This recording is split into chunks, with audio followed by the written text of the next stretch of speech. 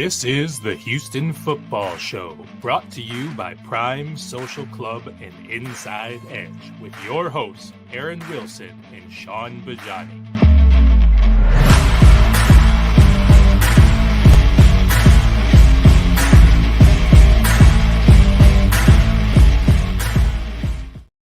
All right, here we go, and welcome into another edition of the Houston Football Show. Happy Tuesday, everybody. I'm Sean Bajani from Sports Radio 610.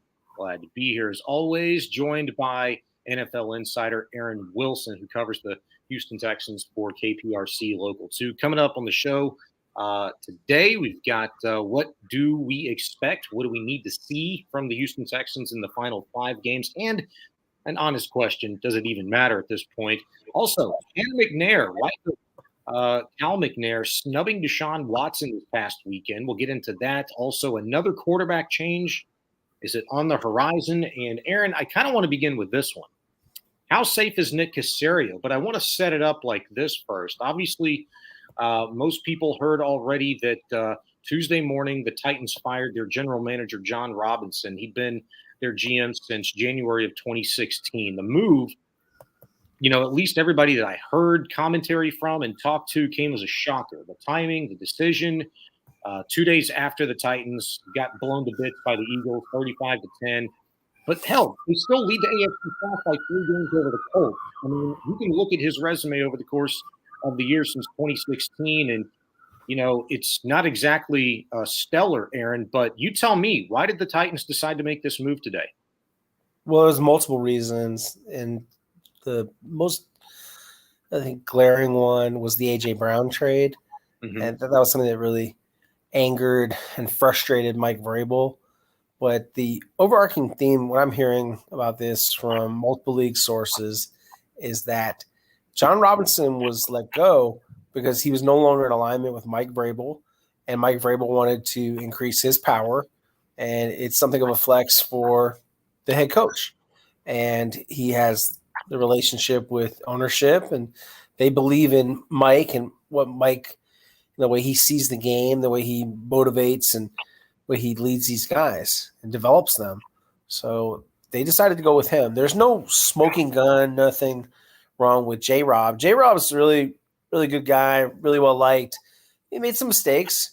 And, the funny thing is, I heard that Vrabel didn't want Malik Willis. That was one thing that I heard today. That was, a selection he wasn't too big on.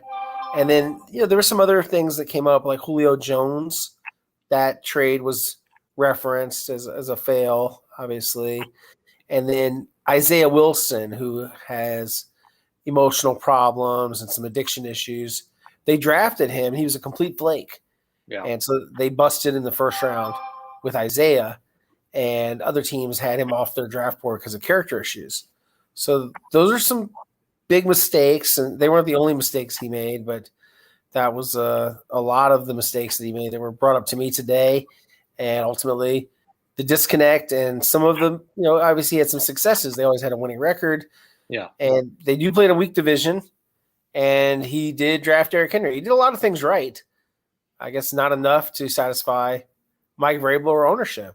And ultimately, it's a performance business. And they didn't think he was performing well enough. They didn't think that he was the guy to lead them into the future. They do think highly of their interim GM, Ryan Cowden. But the biggest thing I heard was that Mike Vrabel will emerge with more power, more juice after this dismissal. Oh, boy. And, he's the boss in Nashville. Well, we know a thing or two about what happens when a head coach incurs more power and, in some cases, too much power, a.k.a. Bill O'Brien. So I hope the best for Vrabel, because I really like him. But, I mean, what an ascension, Aaron. What an ascension for Mike Vrabel within, the coaching carousel of the NFL, to go from a defensive coordinator here in Houston just a few short years ago. And by and large, it was not a successful season for him. Now, granted, he didn't have a lot of great players at that point in time, and there was a lot of injury that he dealt with in that particular season that he was a DC. But I mean, my gosh, to do what he's done as a head coach for the Tennessee Titans, and now to have this sort of power, and, to what degree specifically, we don't know yet, just kind of the idea that he is going to incur more power. It's pretty fascinating.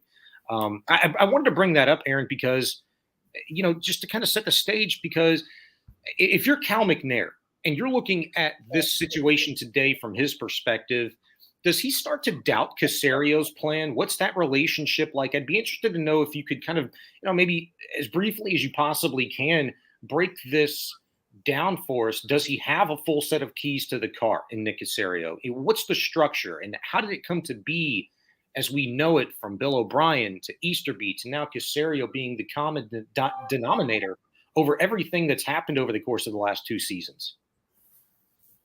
I don't think it's very complicated. I think that, with Nick Caserio, they've empowered him to make all of the football decisions and to build the roster, and they know that he inherited a mess. And they're very honest and forthright about that when he took the job.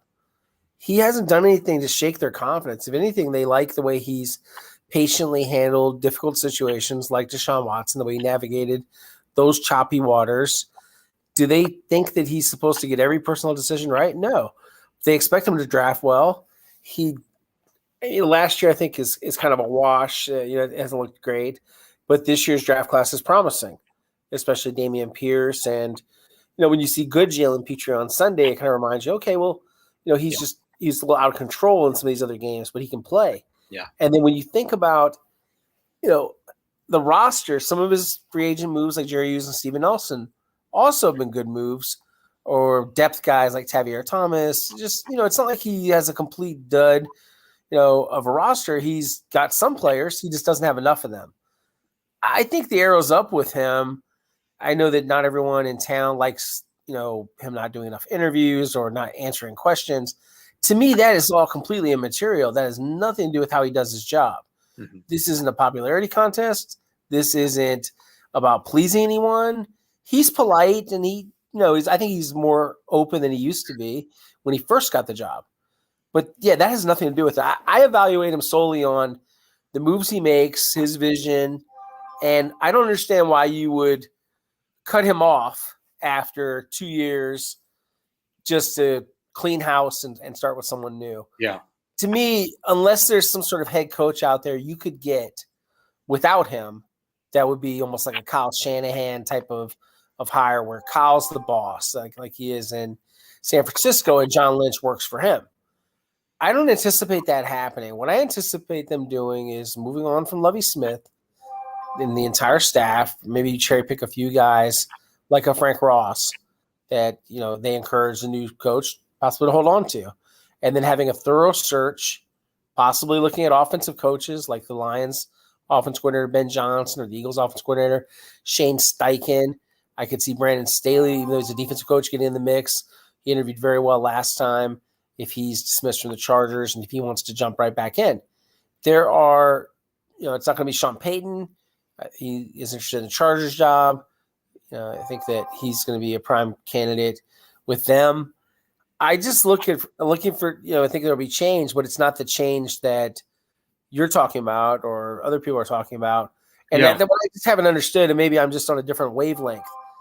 I do not care how he answers the questions or about the Thanksgiving thing. I did not understand why that became a thing on talk radio, Sean, and maybe it's just, they're looking for topics or looking for something. I understand, but I'm pretty, very, I would say, focused on what I think matters, doesn't matter, and how people answer questions, or if it's sort of a word salad with some things.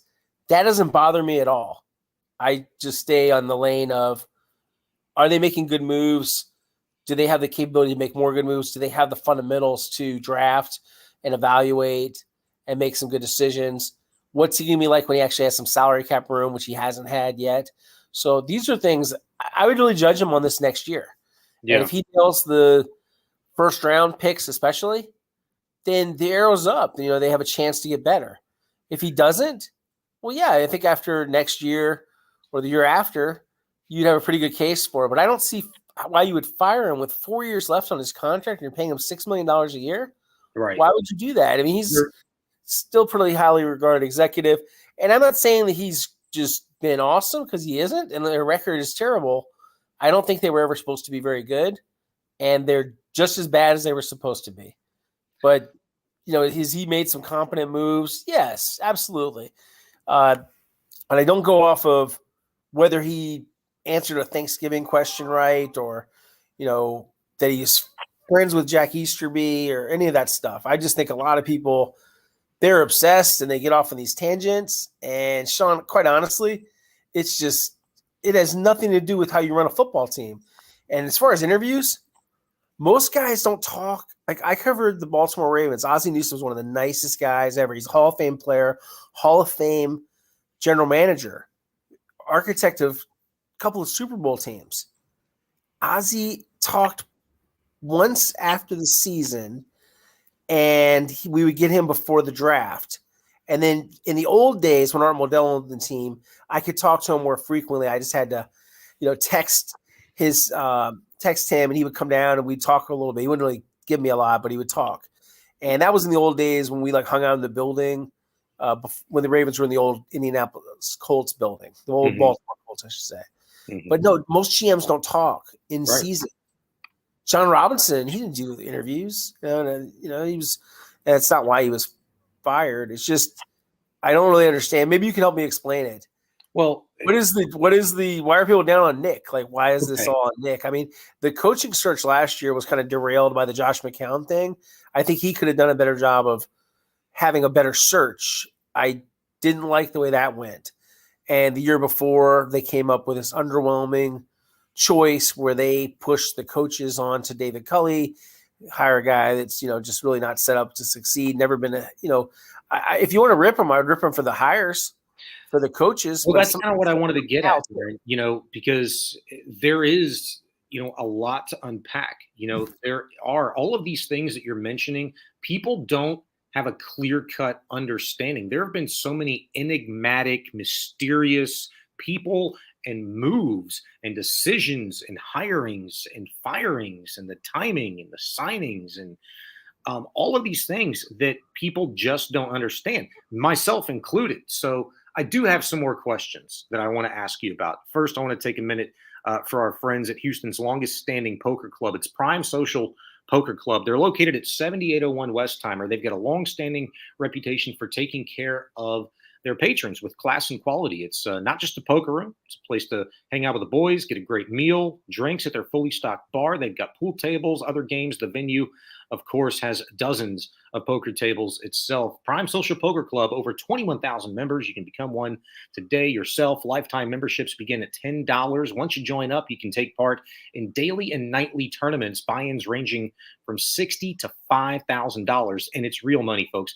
Guaranteed prize money with pots as high as $2 million. It's serious cash from Houston's best and first-class poker club. Open 24/7. It closes only when you leave. They got free play, 10 to 1 daily, happy hour, 4 to 9 every single day. Located at 7801 Westheimer. It's Prime Social Poker Club. Sean Bajani, Aaron Wilson, NFL Insider, with you. It's the Houston Football Show. So before we get to whether or not if there's a quarterback change on the horizon, because we have to discuss that, Aaron, I just, help me understand how did we get to Culley? How did we get to Lovie Smith? I don't think people understand whose fingerprints are on decisions like that. Whose idea was it, to bring in a Josh McCown that never transpired? Was it Caserio? How much of it was Easterby? And I think the concern and the questions pop up in regards to Caserio because they don't know these questions. They don't know at what point. I've said all this stuff a lot of times, but yeah, I'm happy to remind anybody. The Josh McCown, the David Culley thing was something where Jack and Nick were looking for someone that they thought would be a good leader, a good person, most importantly to them, to be a steady person that could, kind of be a caretaker for the team as they went through what they expected to be, what it was, a massive roster overhaul. They found some deficiencies in David in terms of game management, how he handled some press situations, and he had an unwillingness to part with staff, most notably Tim Kelly, and that became the end and the, quote, philosophical differences. And obviously, when you fire someone, you don't really bash them on their way out the door. If anything, they treated David well in terms of taking a contract that they didn't have to pay off, and they did. and so they he's going to retire. Or he hasn't like officially retired, but he's going to retire and got both knees replaced after the season, and has been working on his health. And I expect him eventually to live in Kansas City near his family. Then the next hiring cycle, they were getting kind of close on Jonathan Gannon with Brian Flores. He had the lawsuit. They didn't really have a very detailed Zoom with him. It was more of just a kind of a catch-up session because they know him very well. And Jack and Nick are friends with him from his New England days. And, Jack, no secret that when he brought in Josh McCown as a player, he had an eye on him as a future leader. And not everyone saw it the same way. And it wasn't just Nick that disagreed. It was Cal that, thought the idea that they would get killed for hiring a high school coach. And it was an idea that had some momentum and that they couldn't take it all the way across the goal line. And when they went with Lovey, that was like a compromise that they had him in-house. And Gannon wasn't too enthused about some of their ideas for how they would handle staff. So there wasn't the full autonomy he was hoping for. But he was never offered the job. He was eliminated from consideration. So we don't know, would he have taken the job if he had been offered? Probably right. So. I bet he would have taken it. And they just wound up with Lovey. That was kind of a compromise. And the idea being he would coach the defense still. He would be able to continue what they'd done. And another team that's supposed to be bad, but at least, he has that steady hand. He's experienced. He's respected. And for the most part, other than, the results of the games, are they in the games? Yes. Are the game blown out like last year? No, they're not. There's some fundamental things I think some of these players just can't do. And I think a lot of that, it's not just maybe it can't be coached. I just think there's a lack of talent. But at the same time, you do want to get a more modern coach with a more modern scheme to take this next step. Yeah. And that's why I think ultimately the answer is going to be, let's not go forward with him. Let's move to another coach, an offensive coach. And it's going to be 3 coaches in 3 years. And I just wonder, how attractive is the job going to be, even for some of these first-timers that are looking to get a job. Yeah. Like some of the guys I mentioned at the start of the podcast. So we'll see, Sean. I really – that's my Cliff Notes version of what happened, having covered all these coaching searches very closely and candidate by candidate, interview by interview. I can say this. There were some guys on the first hiring cycle that were very opposed to not having staff autonomy. That included Jim Caldwell, who had been fairly successful with the Detroit Lions and very good guy, very well respected. Leslie Frazier, who would have also been another retread. Yeah. And so, those guys were not interested in that. And that cut those conversations off, ultimately. That was the end of that. And that's how the roads led to David Culley on the first hire. And in this next hire, it's really not that complicated what happened. They probably – people say, well, why couldn't they get Kevin O'Connell? Kevin O'Connell and his team basically hid the first interview he did.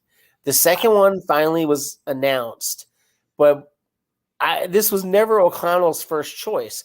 And a lot of people, they misunderstand this. They think if a guy consented to interview that he wants a job. Right. No, they just want to have options. They don't want to turn people down.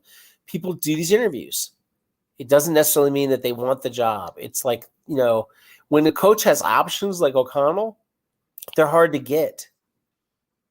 They would have had to be very committed to O'Connell, throw a ton of money at him, and I think to compete with the Vikings, which is a better football situation by far, I don't know how they could have beat them out for that. But that's one thing I think is a real naive misconception that a lot of fans and some are, press corps have. They're not getting those guys. They've got to find an up-and-comer that can mesh with Nick Caserio and Cal McNair and the organization that has some real upside. Yeah. You got to hope that, like some of those guys I mentioned, that they're the real thing. But, I've been around all kind of coaching searches, and I've seen some good ones. I've seen some ones where Jason Garrett was, he could have had the Ravens job, but he wanted the Cowboys job. They went through some underwhelming interviews with guys like Brian Schottenheimer. And then I'm talking to Steve Bisciotti one day at the Ravens building, and he had just talked to John Harbaugh. John was sort of a relative unknown, comes from a famous football family, but John was just a career special teams coach. He had coached DBs. He worked for Andy Reid. He was really highly regarded, in terms of leadership and ability to know personnel and motivate people. But it was like a vibe that Bisciotti had when he met him, that this guy looks like the coach, feels like the coach, really like him.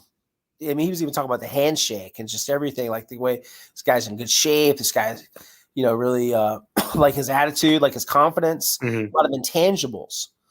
And turned out they got that hire right. And he's still the head coach, and he has a Super Bowl ring.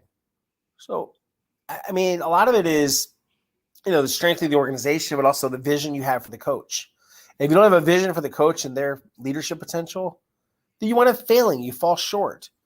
And so all these things that they've been doing, I would say, are half measures. This hire, they got to get it right. Yeah, 100%, Aaron. I want to talk a little bit more about that hire and on whether or not there's going to be another quarterback change on the horizon. We'll get to that. Also, Hannah McNair snubbing Deshaun Watson in his return this past weekend, and the defense being asked to do unrealistic things. That's all next. It's Houston Football Show. Come out and enjoy Houston's longest-standing poker room with a stellar reputation for class and quality, Prime Social Poker Club. At Prime, you'll enjoy an upscale social environment, fully stocked bar, gourmet dining, pool tables, dozens of poker tables, and many other fun games throughout the venue. You can also join their over 21,000 members with a lifetime membership for only $10. What are you waiting for? Get into the game. Come join us at Prime Social Poker Club.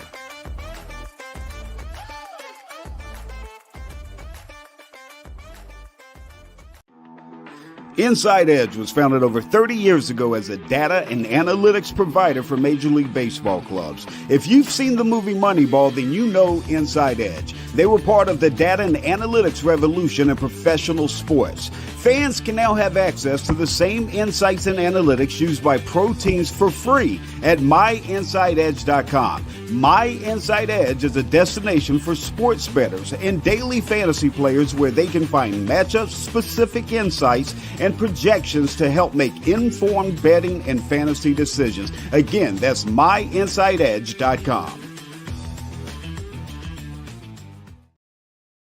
All right, welcome back. It's a Houston Football Show. Sean Bajani, Aaron Wilson, NFL Insider.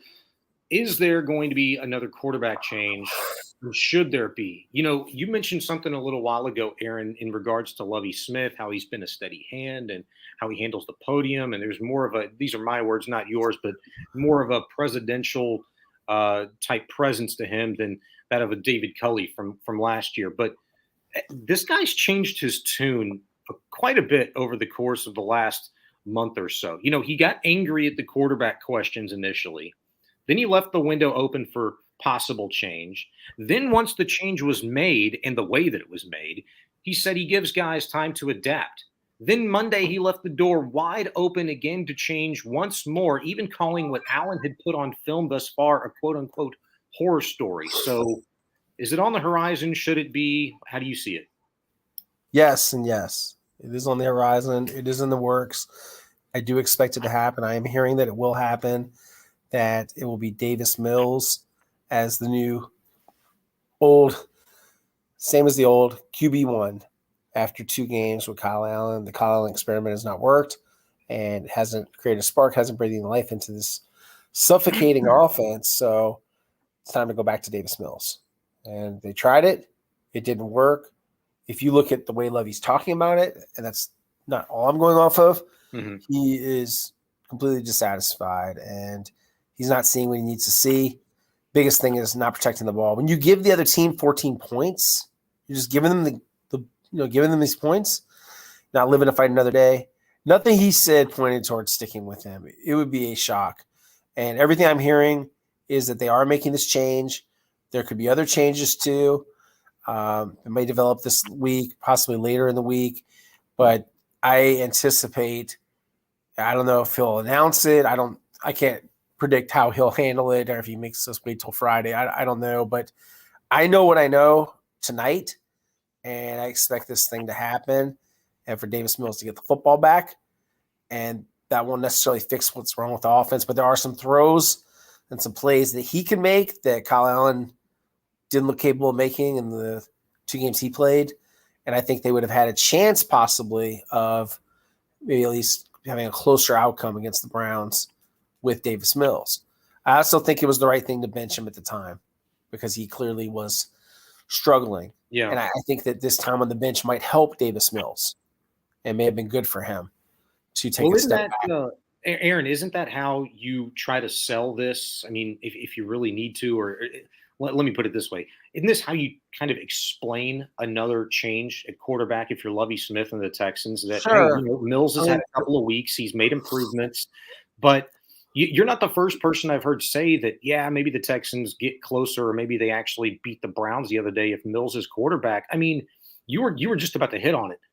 Mills had thrown 7 interceptions in his last 5 games, 5 straight games with an interception. Allen's 4 in 2 games. That's 11 picks in 7 straight games. Combined, they won't set an NFL record for consecutive games with a pick, but I mean, they can get certainly close. Mills has got to find a way to take better care of the football. And if he does that, then, you know, the way the Texans were hanging with teams within the first month and a half of this season, you could kind of stomach that to a degree, but Right. it hasn't been close. The thing I would say is not looking at it as conventionally. I mean, at this point, this season is long over. The outcome of these games, not important. Mm-hmm. And, you know, I know that for these football players it is because they're out there competing and trying to win. But for the big picture, it does not matter at all. It is more important that they get the first pick, and they will. It's very unlikely that they could lose that position with the schedule they have remaining and the way they're playing. So what I anticipate and what I think they're going to try to do is get the most. I mean, they're playing all the young players pretty much that you can within reason. You know, you're not going to obviously not play your better players like the Laramie Tunsil and the Titus Howards to try, like Austin Deculus, for example. But, you know, wouldn't mind seeing him play a little guard. Wouldn't mind them teaching him how to play center. You know, give you a bigger center. These are things, you know, kind of probably won't happen. But, you know, does it make sense for Derek Stingley to get back out there? Maybe not. You know, we'll see how he feels in a couple weeks. I think that he's getting closer to being able to play.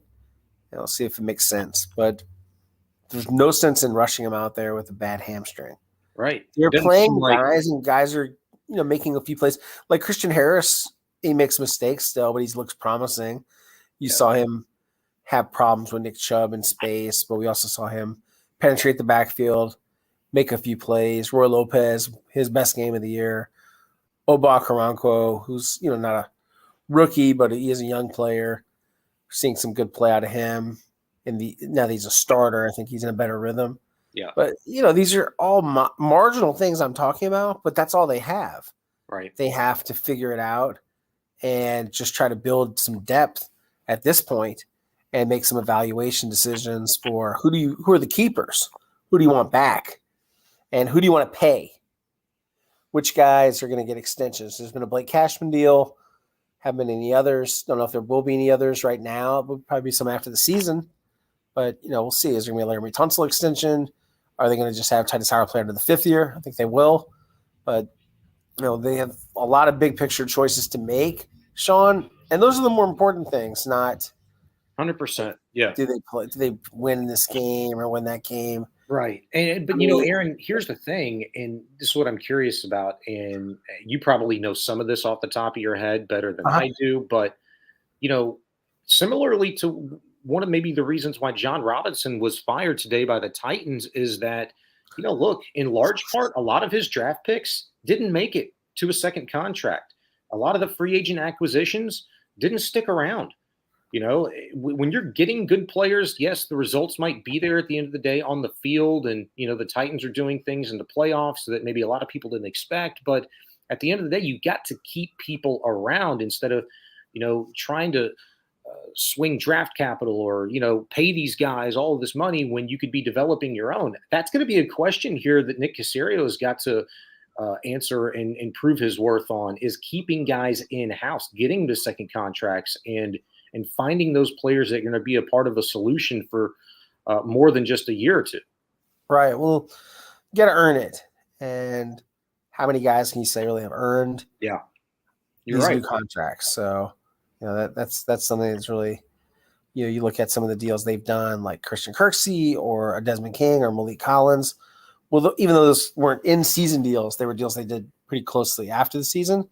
And, they've made a lot of deals like that, or Tremont Smith that, have been deserving to stay on the team. And I would definitely say what Nick Cassera runs the meritocracy. I can't think of a lot of guys that he gave money to more than once where you'd say, oh man, why that guy?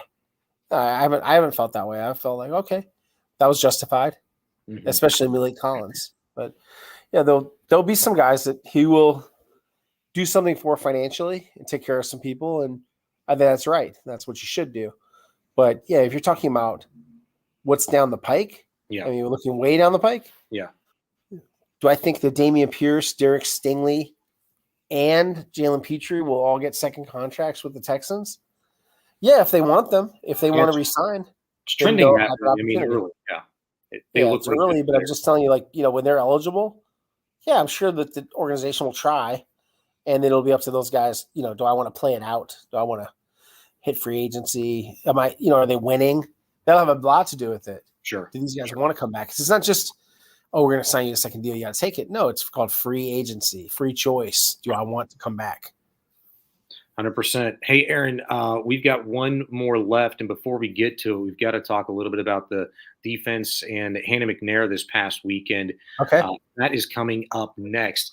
I want to take a minute, though, for our friends at Inside Edge on the Houston Football Show. We use insights generated by the team at Inside Edge. Those insights have been a game changer in our game analysis. Founded over 30 years ago as a data and analytics provider for baseball clubs. If you've seen the movie Moneyball, you know what Inside Edge is all about. And now fans can access the same insights and analytics used by pro teams for free at myinsideedge.com. It's My Inside Edge. It's a destination for sports bettors and daily fantasy players where you can find matchup-specific insights and projections to help make informed betting and fantasy decisions.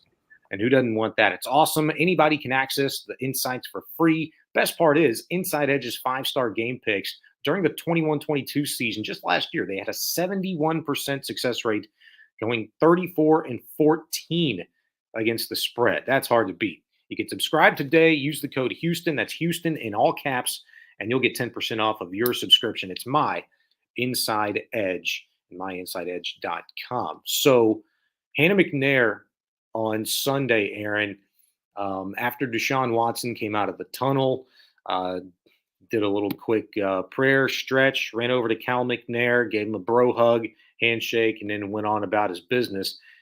Upon approaching Cal, though, Hannah did an about face and snubbed Watson, I guess thinking, man, I'm going to make sure I don't want him coming up to me and trying to shake my hand. I thought that was a really good moment, and I wish I could share with you and everybody else what Hannah actually told me and a few other members of the media following the game, but all I'll say is Houston would be proud. What did you think of that moment? So, Sean, this is Mark. Aaron took a call and dropped. Uh-oh. So he's got news on the other end of that phone, I'm assuming, for dropping off the show like that. Okay. All right. So we can handle it. I'll give you my piece on Hannah McNair. I thought that was awesome. I thought Houston needed to see something like that. I thought it was necessary because Deshaun Watson coming back this past weekend had nothing to do with the actual football team, the players on the field. There's like 7 or 8 guys that are still here that were when Watson was around. And I think probably half of them were on the practice squad. Like it just did not matter. Like if you were expecting players to like get up for Deshaun coming into town, like they're going to get up to play the Dallas Cowboys or something like that, it just wasn't going to happen. This was just about what you watch on your local news station and what they were going to talk about and show you on ESPN or whatever, highlight show. Like I don't even think they showed a shot of the suite with Tony Busby, who, was supposed to bring 10 women. I don't even know anything about that. Like, I heard the report and that's it. That was the end of it. I don't think it was mentioned on the broadcast. Granted, I'm in the press box and watching the game from up there, so I don't have, the TV broadcast in front of me. And I was certainly really not trying to go back and rewatch this thing just so I could see a lawyer and his clients in a suite for a few short seconds. But I mean, it was over. And this was all about newspapers and your local TV news station making that a thing. And that was it. And that's what you were going to see. So I thought there needed to be cameras on Hannah if there was going to be an interaction or an attempted one. And I thought she played it perfectly. I'm back with you, Sean. Oh, cool. I mean, Yep. do you get news for us? You got anything juicy? I would say what I've already reported, what I've already said is my expectation. It remains my expectation that Davis Mills gets the football. Oh, was that what your phone call was about? No, I can't get into that. Yeah. I know. That's what I was asking. If you give us some juicy news or scoop or something like that. No, it was unrelated. Yeah. I was telling our listeners. You're talking about Hannah McNair? Yeah, I was telling our listeners about Hannah McNair. Yeah, what do you think about that? I thought it was a fantastic move on her part. The about face and the fact that it was caught on camera. I was saying I felt like that's what people needed to see because it was far less about what was happening on the field. Like the players, they weren't going to get up for Deshaun Watson because he's coming into town, and the ones that were here when he was, they're friendly. Those are his friends, and see, there's a lot of views about this. So the players view it a lot differently than a lot of women do, and some other individuals. I would say that's it. It's one of those things where it's obviously he's been accused of some very serious allegations. They didn't prove those allegations, in terms of the criminal court. He was never, indicted of any crime. That doesn't mean that he behaved in a great manner. And I think her reaction, all you have to really look at was her shoes. She was representing the Houston Area Women's Center, which helps survivors affected by domestic and sexual violence. Their colors are purple. She wore purple intentionally. She supported that cause. And to think that she would greet Deshaun Watson after he asked off the team, caused all these headlines, is accused of all these crimes, or whatever, sexual misconduct, accused of all these allegations, then, I think it would sort of defy logic. So, that's her right. He wasn't going to greet her, though. That was him talking to Cal. But she was in the vicinity, and she did a quick spin. Yeah. And, it was 100% intentional. Well, but it's not like it was all planned out. It was because I don't think that Cal reacted pretty quickly to accept the greeting, and this was someone he was close to at one point. So good that they buried the hatchet and just can shake hands and have a polite exchange. And so I respect her position and Cal's. They, as an owner, I don't think snubbing him or having any anything like that. Deshaun initiated it. Deshaun put his hand out. He chose to shake his hand. Yes. He didn't attempt to shake hands with or hug her. That's why I think a lot of people are getting a little mixed up. Right. He was talking to Cal. Right. And it was like I don't know what his relationship was like with Hannah, and I won't speculate. I don't know if they, had a, the kind of rapport that he had with others. Who knows? Basically, that's the owner's wife. She's the vice president of the foundation. But I totally respect what she did. Yeah. And that's the thing is she didn't have to be fake. She didn't have to hide her feelings. She showed her feelings like many of the fans did, but she did it in a non-confrontational manner. She just turned her back and showed how she felt. Yeah, but I think that's fine. Here's the thing. You're saying she didn't have to hide her feelings, Not at all. Cal didn't have to show his. And Deshaun Watson kind of put him in a position to make him make a decision by approaching him. And I'd be interested to know, and I don't mean to make too much of this, but I do kind of find it fascinating because, look, the city in large part has a lot of angst towards Deshaun, and, rightfully so. It's understood.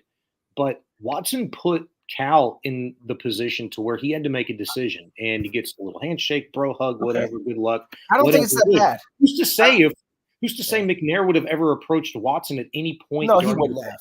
Yeah, right. Sometimes I think a lot of this. So Cal, he took a lot of heat when Deshaun wanted to be traded. This is before the allegations surfaced, and people were wondering, well, should he go and fly and meet with Deshaun? Deshaun was actually in Cabo San Lucas on vacation. That was something that I was asked a lot about at that time. Should he go see him?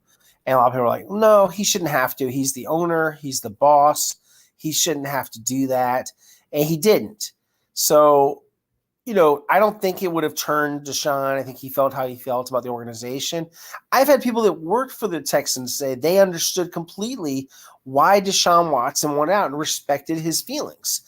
Where it's eroded in terms of respect levels because of the allegations, but he wasn't wrong about the state of the team and some of the decisions they made. As much as that may hurt some of the fan base, to feel, or the organization, it was, he was being honest.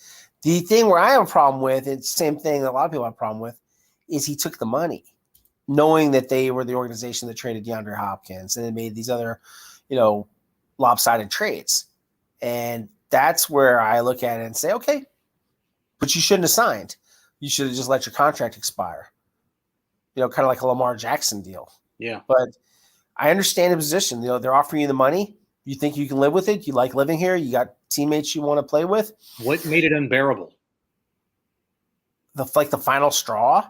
Yeah. What made it unbearable? He alluded to the power. I think he was clearly talking about Jack Easterby. He talked about Jack. I think the relationship with those guys had eroded some, but that wasn't the final thing. It's a really, everything I've heard from people that have talked to Deshaun, heard his perspective.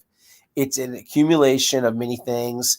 The final straw was he thought he was going to have input into the coaching search and the general manager search. He thought there was going to be more communication. He was finding out on Twitter, and when he found out on Twitter about the Caserio hire, he wasn't given a heads up. He wasn't being treated like a partner of the organization, like as a franchise quarterback, which is what he hoped to be treated like. That was it. That was the last thing that kind of the straw that broke the camel's back. That was it. Well, that's going to do it for us, Aaron, man. Good stuff as always. I could talk to you about this stuff, just the timeline of the last 4 years with the Houston Texans for hours ad nauseum. But I'll pause it and I'll holler at you in about 15 hours. All right. Good to talk to you. Good stuff, Aaron. He's Aaron Wilson, NFL insider, covers the Texans for KPRC Local 2. Sean Bajani with Sports Radio 610. In for Jason Braddock, it's the Houston Football Show. Before we get you out of here, take a few moments and listen to our title sponsor and our partners from Prime Social and Inside Edge. Have a good night, everybody. Prime Social Poker Club opens daily at 10 a.m. and doesn't close until the last person leaves. Now, that's 24/7, 365 days a year, so you can always get your poker game on at Prime. Also, daily, free play starting at 10 a.m. to 1 p.m. with happy hour from 4 to 9 p.m. They have daily and nightly tournaments with buy-in starting as low as $60 and going as high as $5,000. Now, check this out. Guaranteed prize money as large as $2 million. What are you waiting for? Get in the game. Prime Social Poker Club here locally in Houston, 7801 Westheimer.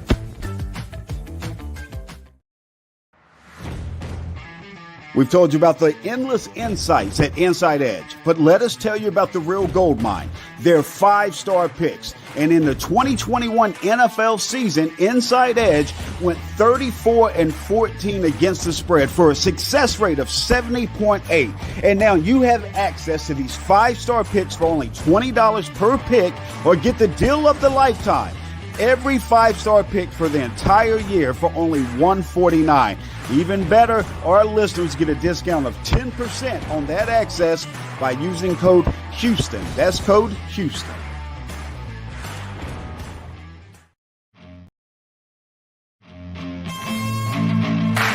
This has been the Houston Football Show, brought to you by Prime Social Poker Club and Inside Edge.